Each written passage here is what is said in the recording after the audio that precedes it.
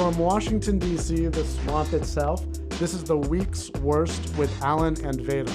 I'm Dr. Stephen J. Allen, Vice President and Chief Investigative Officer of the Capitol Research Center.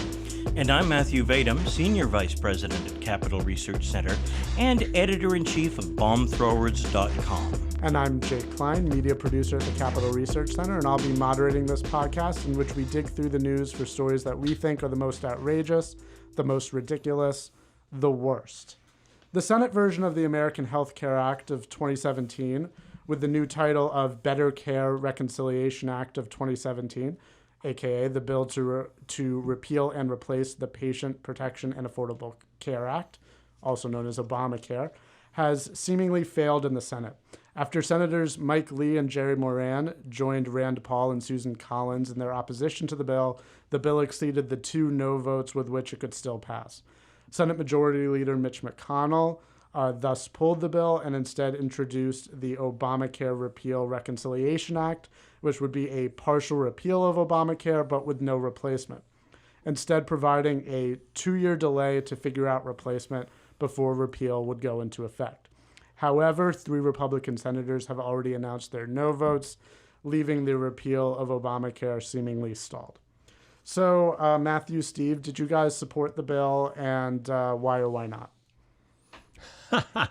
Long pause. Well, it's a mess that they got themselves into. And so the question is, is this bill better to pass this bill and try to fix things later, or to hold out your position? So far, the ones who've held out their position have made their points pretty well, with at least the ones on the Rand Paul side who are concerned about the failure to repeal Obamacare. If you keep Obamacare and you just sort of tinker with it here and there, it doesn't fix anything. It still falls apart, and then the Republicans get blamed for it. So I would tend to go wherever Rand Paul, did I say Rand Paul or Ron Paul? Sorry about that. Rand Paul, wherever Rand Paul would go, would be where I would tend to go in an argument like this. Yeah, I would say on this issue, Rand Paul is definitely the man. He is right. It is a terrible bill. It does not repeal Obamacare. It tinkers around the edges. Yeah, it has a few minor improvements that are praiseworthy, such as the Cruz proposal. But on the whole, it's not worthwhile, and I think it's going to make the situation with healthcare in America worse. The idea is that we should be pulling out Obamacare root and branch, as the Republicans have promised for the last 7 years. It has been their standard, their signature campaign promise. And now, they said, give us Congress and we'll do it. Give us the presidency, we'll do it. There's no more time. There's no more time left for excuses. They really should just get the thing repealed, and then worry about the replacement later, since they have so much difficulty agreeing on what, if anything, to replace it with. Here's the thing: Obamacare was designed to make it impossible to get rid of.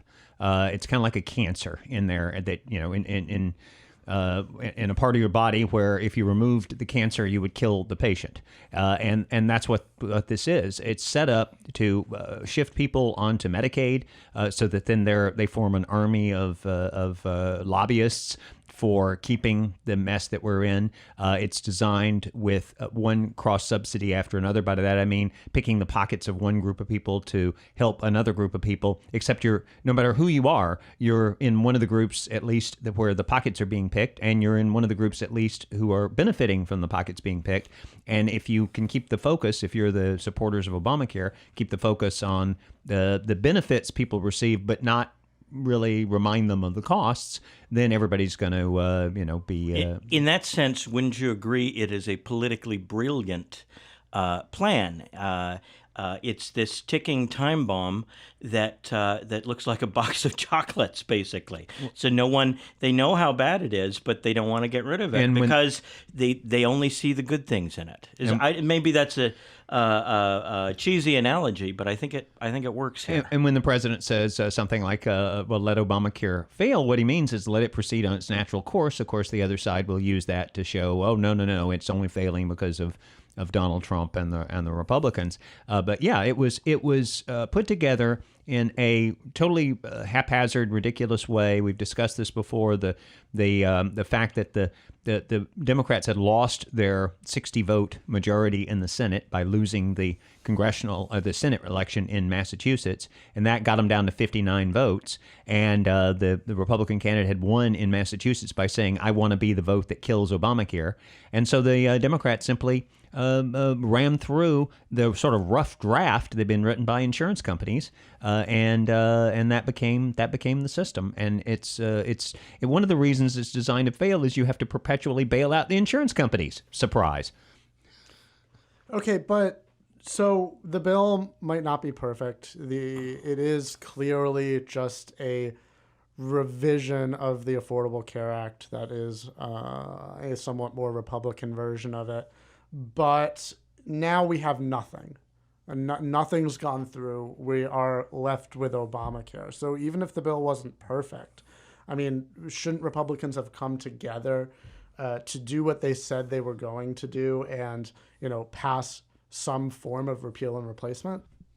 Yeah, yes, I think that Republicans should have come together, especially squishes like Rob Portman, Republican Ohio, who is holding out for more subsidies for his state. He wants to protect the totally irresponsible commitment Ohio Governor John Kasich made to expand Medicaid there. So these people want to look after their petty parochial interests instead of looking at the well-being of the nation as a whole. And Republicans should just come together, get the darn thing repealed, and then that's the hard part, and then worry about restructuring the insurance industry or whatever changes they plan to make, such as allowing interstate competition with insurance and getting rid of a lot of the mandates that come with Obamacare. And just to be clear, you're criticizing Portman for not supporting the clean repeal bill, not the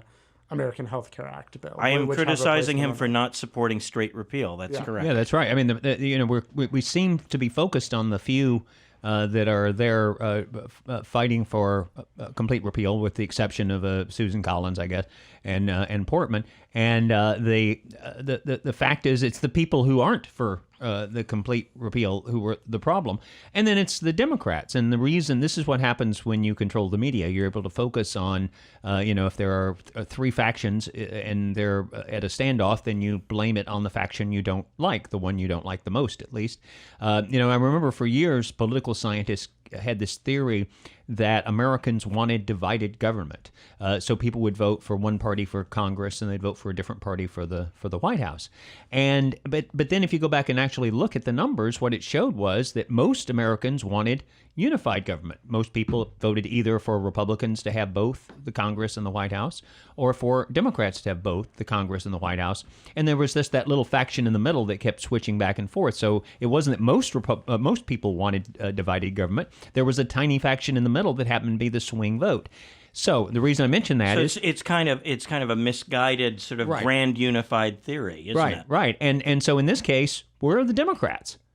Why do we not mention that the Democrats have blocked any effort to save us from Obamacare? Why are they not being held responsible for the Obamacare mess that they put into effect with no Republican votes whatsoever? It's the only major social program that's ever been passed on such a basis. And the two parties, they laid everything on the line, and they said, if you're for Obamacare, if you think it's a great idea, then vote for the Democrats. If you think it's a bad idea, vote for the Republicans.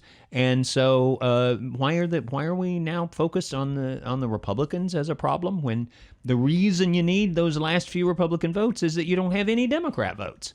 There even a Manchin from West Virginia, who supposedly is a moderate.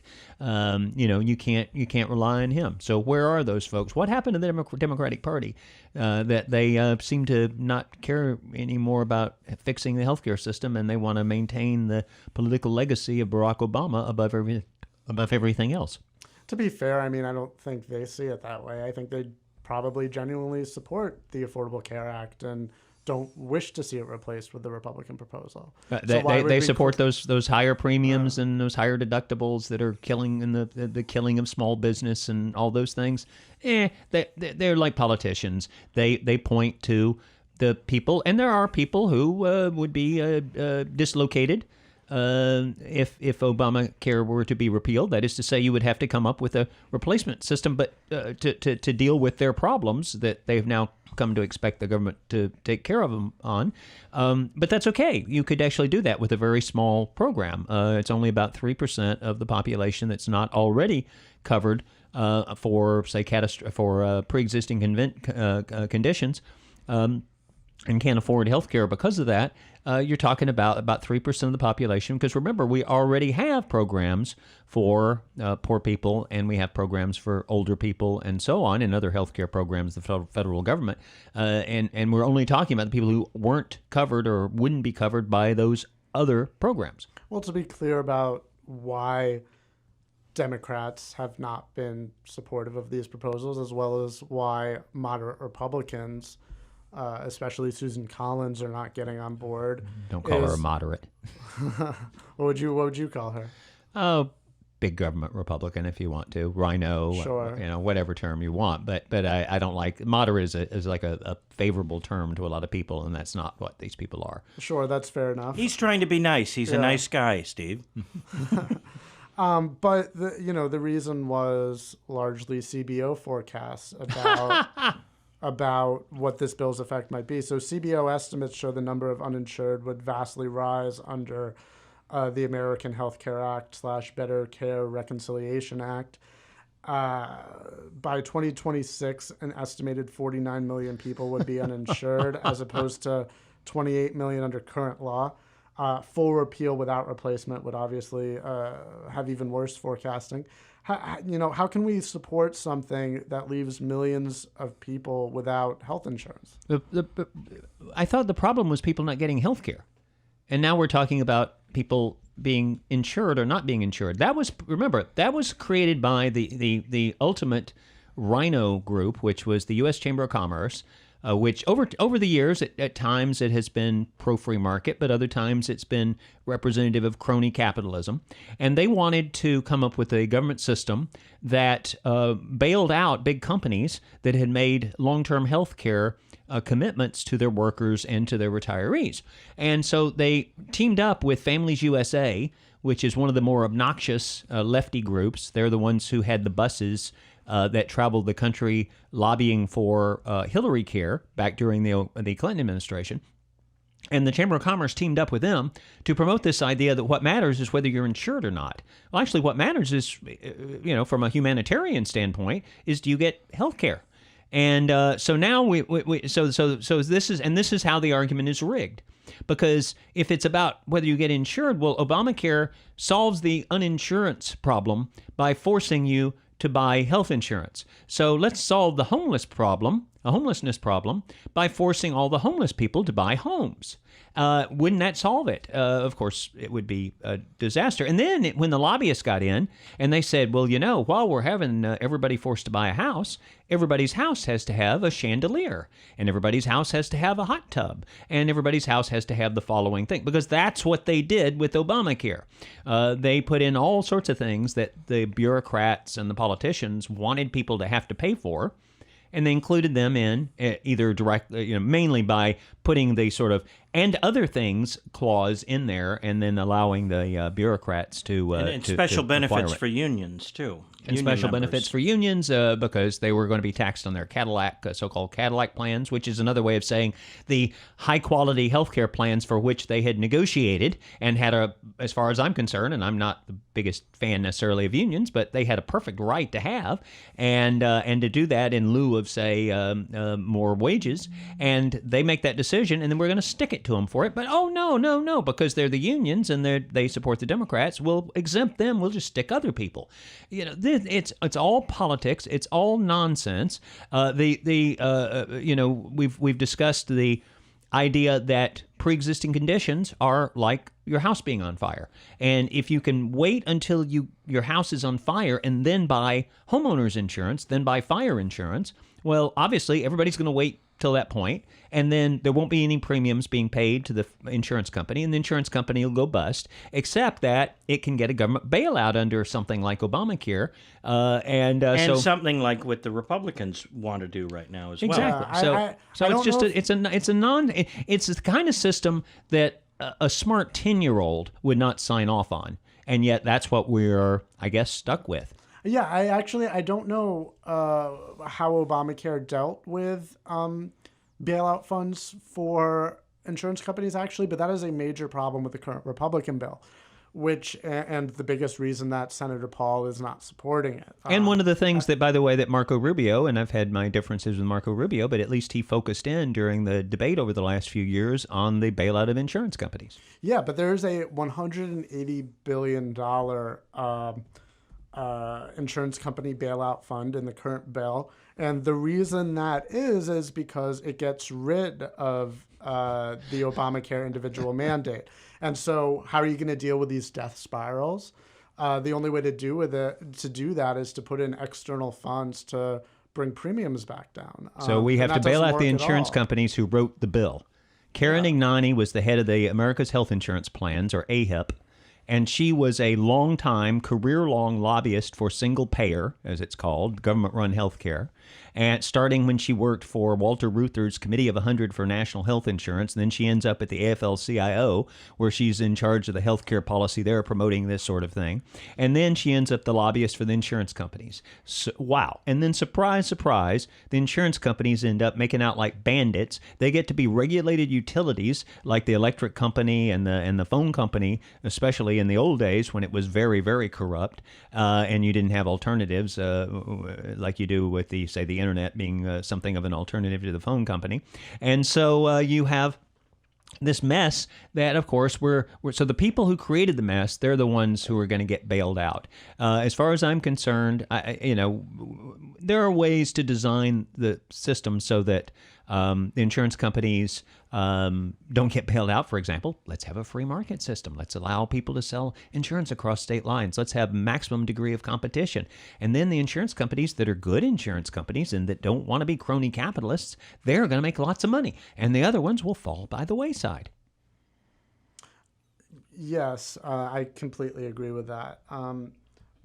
Looking back, though, it's not like healthcare was in such a good place before Obamacare either. There were tons and tons of problems, tons and tons of people uninsured. One of the major issues was uninsured people pre-Obamacare would just show up to emergency rooms. The hospitals are mandated. The numbers were always exaggerated, though. Perhaps, sorry, in what way?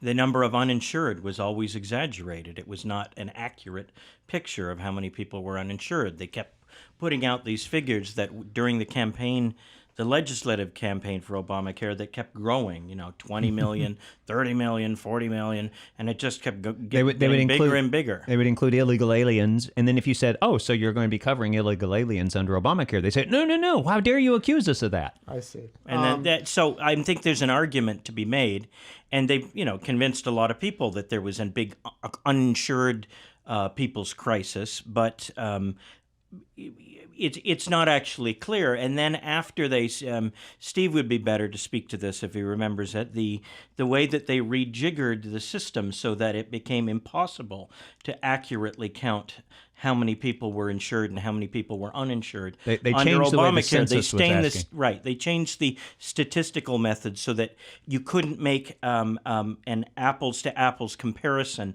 from one year. It's very complicated and weird, but from one year to another. And so now the figures that we're using, I don't think people really have any idea what they mean. Yeah, not to get too complicated, but when you ask the question one way one year and then a completely different way the next year, and then you take those two numbers and compare them, that's not honest. That's deliberately trying to rig the system to get the result that you want, because if you ask the question two different ways, you're going to get two different answers, even if all the facts are exactly the same.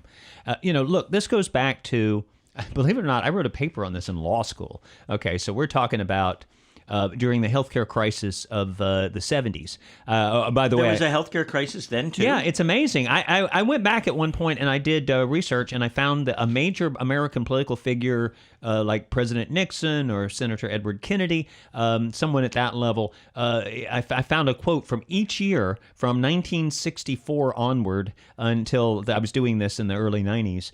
So for 30 years, there were major politicians talking about the crisis we had in healthcare, and it was always a crisis, and healthcare kept getting better. People's lives kept getting longer. They kept... and yet the crisis deepened. Yeah, and yet the crisis deepened. All the time. Yeah, and so I wrote about this paper in law school, which was back in the 70s. I hesitate to admit, and the point was that at that point you had put in a requirement that hospitals treat people who show up at the door, who show up at the emergency room. This was before it was codified in legislation, but they were doing it through lawsuits. So if somebody shows up at the front at your emergency room and he's got a bleeding foot, and you say, well, do you have insurance, or do you have some other way that you can pay for this? And he says no. And then you say, no, you need to go to the charity hospital 3 blocks away. So that person goes to the charity hospital and then loses the foot, even if it wasn't caused by that. The person is then going to turn around and sue you for $1 million or however much it is. And so it's just to your advantage to just go ahead and treat them at your emergency room, even if they can't pay. This is called, believe it or not, there's a term for this, negligent termination of a gratuitous duty, which is where you're not required to do something, but if you do it enough that people think you're going to do it, like provide emergency service at an emergency room, regardless of ability to pay, if you do it enough that people think you're going to do it, then you're responsible if you don't do it one day. And that only a lawyer could think of that. I know. A very smart lawyer. Except that I wrote this paper and I said, if this continues, it's going to bring down the healthcare system, because this will spread. Then you'll put it into law. Then once people realize they can show up at the emergency room and not, that's what most people, that's most of their contact with the hospital is something through the emergency room. And then they realize they can just show up, so they won't pay. Then you have to shift the cost to the people who can pay. And so you're going to have to raise their costs. And that's why you get, by the way, hospital bills that have, we did this test and it took 5 minutes and it cost you $500. You're really paying for all those people who aren't paying. And so they work out, they take the number and they divide it up, and then you're stuck with the bill.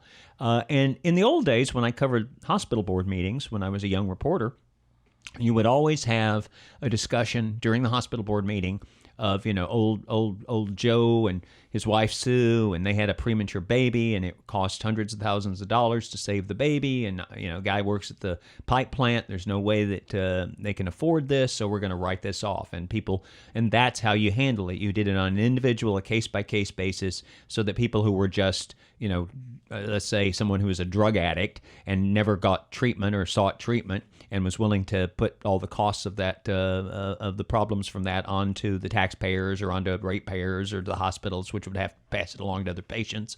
You could do things to that. You could say to that person, no, we're not gonna do that anymore. And but you can't do that if the government runs it, because you have to be fair to everyone. And in fact, being a drug addict is a disability, so you get special privileges. And that's what happens when the government gets involved. It eventually creates a death spiral. And no matter how many years, how many decades it takes, it's going to happen. And that's why I predicted that back in the 70s when I was writing that paper for law school, that we had to get rid of negligent termination of a gratuitous duty, as I called it. And if we didn't, it was going to bring down the whole healthcare system. And that's sort of how we got to where we are today. I think certainly something we have to talk about here is the moral philosophy of individual responsibility. And the idea that, we don't want anybody to die on our streets. But at the same time, if you were negligent in terms of not obtaining health insurance, I mean, there's something for the really, homeless, like destitute poor, who really just can't get any sort of health insurance. So we need to have something for them, perhaps not through government, but for the vast majority of people. And most of the people uninsured are just young people who might have the money to get health insurance, but don't think they need it because they're young and healthy. And so we have they may not actually need it. Like you used the word negligently, not getting health care insurance. And I wonder if that's the right adverb to use there, because that implies that you have a duty to to get health insurance. And, An old person should pay 5 or 6 times what a young person pays because that's how much medical care that they use. And if you have a system like Obamacare where you even things up and you can't, you limit how much you can charge more for an older person than the younger person, you're taking money from the pockets of the younger people and you're putting it in the pockets of the older people. And again, if you think, oh, well, I'm an older person, so I benefit from this. No. You're probably in one of those groups that's having the pockets picked as well. But in any event, the point is, it doesn't work because then the young people say, wait a minute, I'm going to pay 3 or 4 or 5 or 6 times as much for my health care as I would in as I would in a free market system. Why am I going to do that? So then they don't sign up. And then they have to have, rap stars do commercials. Oh, it's your duty to sign up for this. Yeah, it's your duty to sign up and get yourself skewered by the government by forcing you to pay a lot more for your health care than you should. And a lot of people don't fall for that. And once people don't fall for that, then the whole thing collapses because you need that money from the younger people who are getting tricked in order to subsidize the older people. Yeah, I do. When I say negligent, I don't mean that they have a responsibility to other people to get health insurance, but rather that they have a responsibility to themselves, not one that should be legally enforced by any means, in my opinion, because as I said, individual responsibility. But if you get cancer, which you can get at any age, if you get diagnosed with some horrible disease that would be defined as a pre-existing condition later, if you're in a horrible accident, you need health insurance to be protected against that. So I think while I'm very much supportive of non-expected, non-emergency costs going to a pay-as-you-go model, which would help bring costs down, and is an important part of health insurance reform, certainly having health insurance at all ages is vitally important. But going back to the problems pre-Obamacare, we were talking about people showing up at ERs because they don't have health insurance, and then the costs getting shifted around. Health insurance was in a very bad place before Obamacare. So given that that's the case, how can anyone support repeal without replacing it at the same time, which is what both of you and I asked this question to play devil's advocate because I support it as well. That's all right. We'll still like you afterwards. But support repeal without replacement at the same time, like Senator Paul is pushing for. You'll never get replacement if you don't have it repealed first. That's just the political reality. And if they can't do it, then they're never going to. We're going to be stuck with Obamacare. The pledge was we would repeal, then we'd replace it. You repeal it, you say it's going to be repealed 6 months from today or a year from today. That gives you 6 months or a year. It's for the record, it's 2 years in the current proposal. Well, I'm talking about philosophically, how do you handle it? What's your strategy? And 2 years might be. I mean, there's some things you want to be careful because you don't want to give people chances to game the system by changing their behavior, and if you give too much time, you might do that. But the point is that you from a political standpoint, you've got to swallow and do it. You've got to swallow hard and do it. If you don't, then you're going to be stuck with the system. I know Republicans who think that, when Obamacare collapses, that it's going to be blamed on the Democrats. Do you think the media are going to point out who's responsible for this? Or do you think that it's all going to be blamed on the Republicans? And gosh, if they'd only supported Obamacare more. They've done that with every single welfare program, every income transfer program, every social welfare program. In my lifetime, it's always been when it fails, it's because we didn't spend enough money. We didn't raise taxes enough to pay for this program, and so on. And that's what they'll do. So I think you've got to bite the bullet. So last question then. So what should replacement look like once we get this repeal through, which hopefully we will, although it's very, very iffy at this time. Again, there's just not the votes for it right now, but they're still trying. They're still planning on having a vote as of today. What do then when we hit this 2-year deadline and we have to have the replacement of some sort? What should it be? There are a number of things that can and ought to be done. There needs to be competition right now, which is outlawed, between insurance companies in every state for health insurance business. So if you live in Alaska and you don't like the policies offered there, you should be able to buy them from a company in New Jersey, for example. And there's no reason why this shouldn't be allowed, except that right now the state insurers like it the way that it is. They like that they have, I guess, in a sense, it's a monopoly, a state-level monopoly, sort of, and that increases their revenues and gives them a captive audience, a captive market. So the barriers to interstate competition need to be brought down, and the mandates as to the care that has to be provided, a way, and I'm not sure what the best way is to get rid of those, but those should be swept away. State competition may be enough to do it, because people in California, 70-year-old men in California, may get tired of paying for maternity coverage for themselves, and for sex reassignment surgery and hormone therapy, to become women. They may tire of paying for all these insane mandates that all sorts of special pleaders and interest groups have piled upon the insurance system over the years. So these things, in theory, it's not very. I don't think it's that difficult to fix the healthcare system, but the political reality is it's very difficult to get these things done. But those things, especially allowing interstate competition, would be a huge step forward to returning American healthcare to its free market-based roots. Yeah, and remember that normally you're allowed interstate competition in pretty much everything, that only Congress can put restrictions on that. So it's Congress that's responsible for the restrictions that keep insurance markets within the state. You don't have that with, say, homeowners insurance. You don't have that with auto insurance. And you have I guess it in the only insurance. exception is the booze industry, the alcohol industry, because the repeal of prohibition gave states the express power to regulate alcohol. But you have a situation where the states can, what they do is they put the mandates on. And the mandates are a big part of the problem.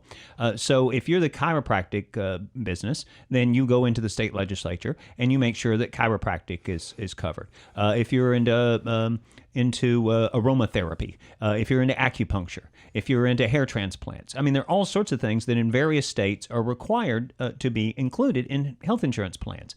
And it boils down to, should a 60-year-old woman who works behind the counter at McDonald's be forced to pay for the birth control of a 25-year-old who's at Georgetown Law and is about to be a millionaire? And so if you had sales across state lines, that would collapse the system of crooked mandates, because you couldn't just go into a state and have and bribe the legislators and then have them include these benefits for the insurance company within that state, because if people didn't like it in that state, they could buy insurance from another state. And you would have what, I love it how they call it the race to the bottom. You mean the race to the top? Because the race to the top would be people would shop around, they'd get the best insurance plan for someone in their category, and they would buy it, no matter what state it was in. And that would be a big part of it. Once you do that, then a lot of the corruption, a lot of the bribery, it goes away, and the price, the costs can go down. So that's part of the fix. And I think the other thing is just focus on the problem.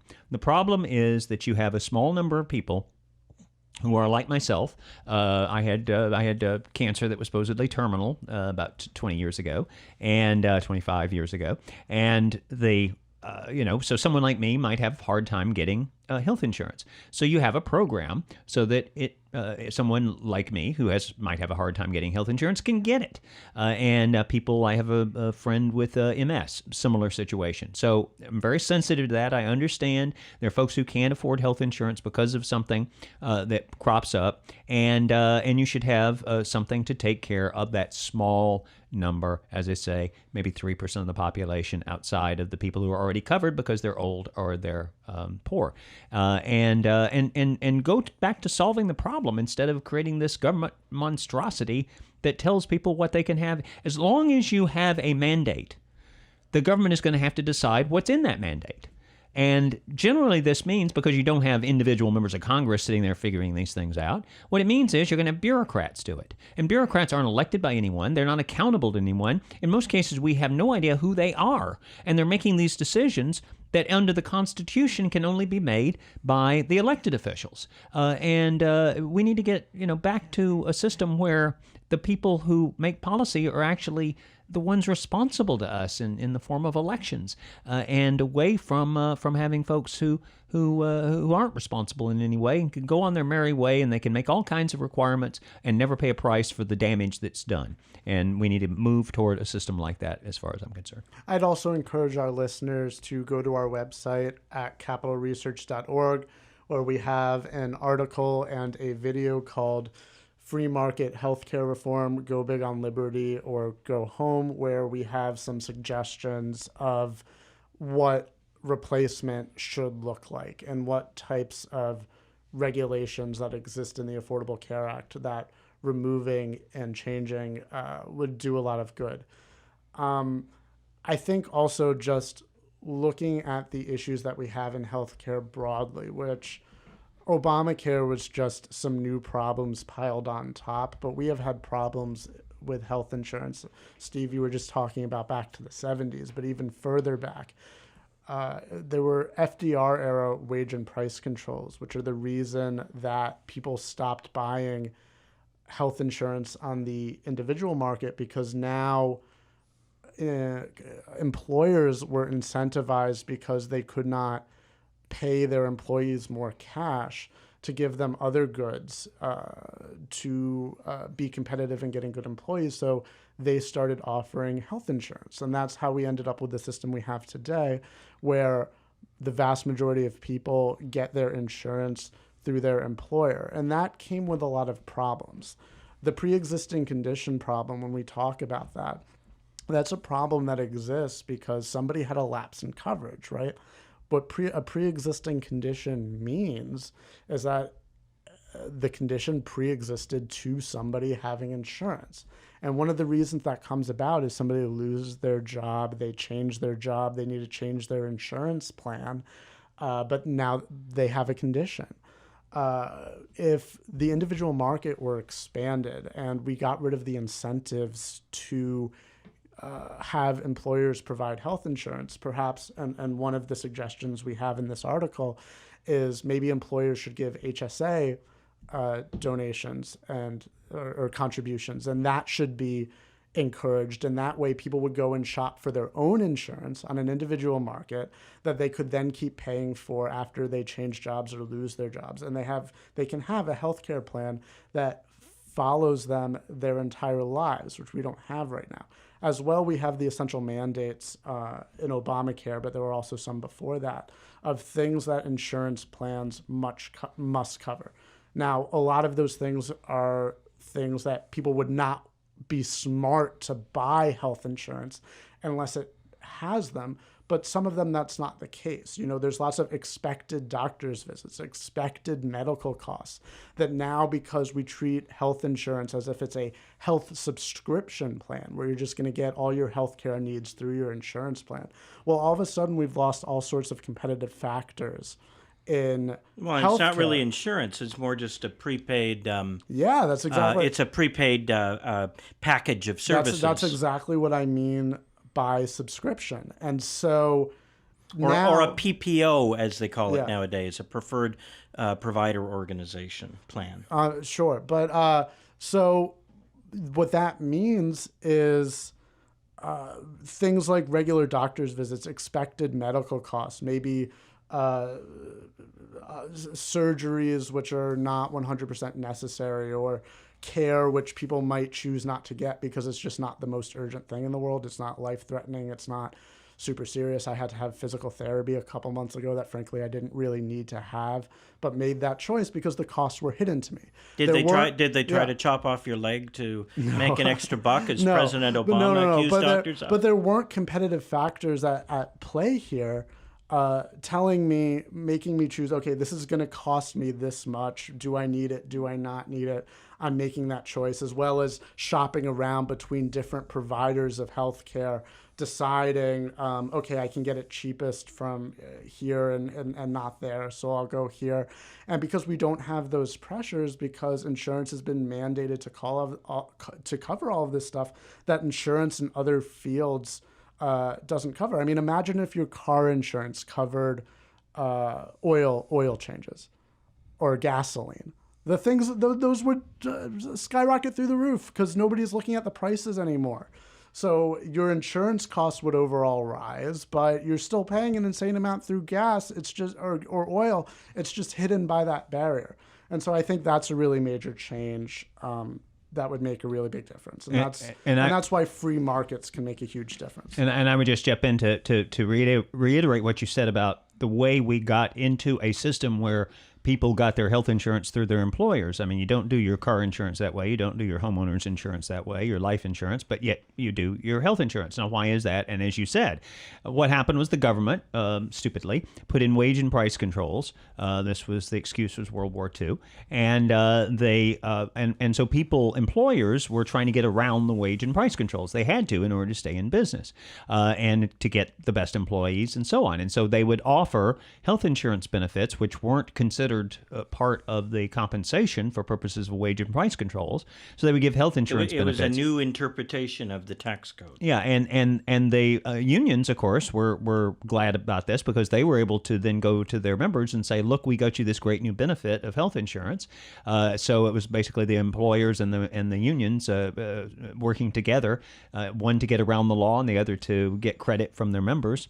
And then when World War II's over, people realized, wait a minute, people are getting this health insurance in lieu of compensation, but it's really it's a benefit that should be taxed. If you handed out free food to all your staffers on a regular basis, then over time, it would represent part of your compensation, and the government would say, hey, we should tax that.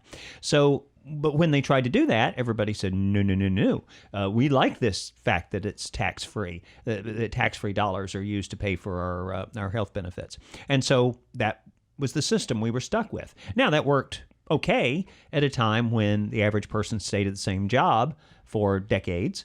But when we moved to a different kind of economy, with people changing jobs repeatedly, 7, 8, 9 times in a lifetime, then now you've got a problem because you're absolutely right. Then the pre-existing condition thing really clicks in because whereas if you had the health insurance all along and you got cancer, well, if you had your health insurance before you got the cancer, it's not a pre-existing condition. It's only a pre-existing condition because in the meantime you've changed jobs and now you're on a completely different health insurance plan, and the new health insurance company says, no, we don't want to pay for that thing you already have, which is perfectly reasonable, but puts you in a real bind. And again, this is a case of the government creating a problem and then saying, hey, rely on us to fix it, the ones who created the problem in the first place. And we should keep that in mind because that's what is happening with a lot of in a lot of the debate on Obamacare, which is we are counting on the people who caused the problem to fix it.